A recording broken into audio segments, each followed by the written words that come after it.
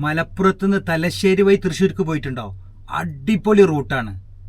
മലപ്പുറത്ത് നിന്നും പടപ്പറമ്പ് വഴി നേരെ കുളത്തൂർ പോലീസ് സ്റ്റേഷനിൽ നിന്നും ഇടതുവശത്തേക്ക് പെരിന്തൽമണ്ണ റോഡ്, തൊട്ടടുത്ത അങ്ങാടിയായ ഓണപ്പുഴയിൽ നിന്നും പുലാമന്തോൾ റോട്ടിലേക്ക് നേരെ ചെമ്മലശ്ശേരിയും കടന്ന് പുലാമന്തോൾ പാലവും കഴിഞ്ഞ് കൊപ്പം ജംഗ്ഷനിൽ നിന്നും നേരെ പോയാൽ പട്ടാമ്പി ടി റോഡിൽ നിന്ന് റൈറ്റ് എടുത്ത് നേരെ പോയ അടുത്ത സിഗ്നലിൽ നിന്ന് ലെഫ്റ്റ് എടുത്ത് കഴിഞ്ഞാൽ പട്ടാമ്പി പാലവും കഴിഞ്ഞ കൂട്ടുപാതയിൽ നിന്ന് ലെഫ്റ്റ് തിരിഞ്ഞ് നേരെ പോയ ഇരുവശങ്ങളിലും കണ്ണെത്താ ദൂരത്തോളം പച്ച വിരിച്ചു നിൽക്കുന്ന പാടത്തിലൂടെ ആറങ്ങോട്ടുകര വഴി തലശ്ശേരിയിലെത്തും.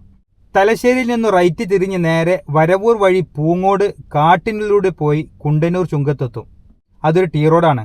അവിടെ നിന്നും ലെഫ്റ്റ് തിരിഞ്ഞ് കുറച്ച് മുന്നോട്ട് പോയ അടുത്ത അങ്ങാടിയായ കാഞ്ഞിരക്കോട് നിന്ന് റൈറ്റ് തിരിഞ്ഞ് നേരെ പോകുമ്പോൾ തിങ്ങി നിറഞ്ഞ മരങ്ങൾക്കിടയിലൂടെ കുറെ നേരം യാത്ര ചെയ്ത വ്യാസ കോളേജ് ജംഗ്ഷനെത്തും.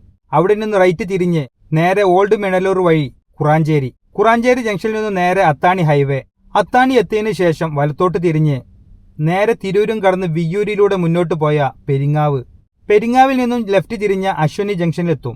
അവിടെ നിന്നും ലെഫ്റ്റ് തിരിഞ്ഞ് 1 കിലോമീറ്റർ പോയാൽ തൃശ്ശൂർ കാഴ്ച ബംഗ്ലാവിലെത്താം. പോയിട്ടില്ലെങ്കിൽ ഈ റൂട്ട് കൂടി ഒന്ന് പോയി നോക്കി. കിലോമീറ്റർ കുറവ്, ട്രാഫിക് കുറവ്.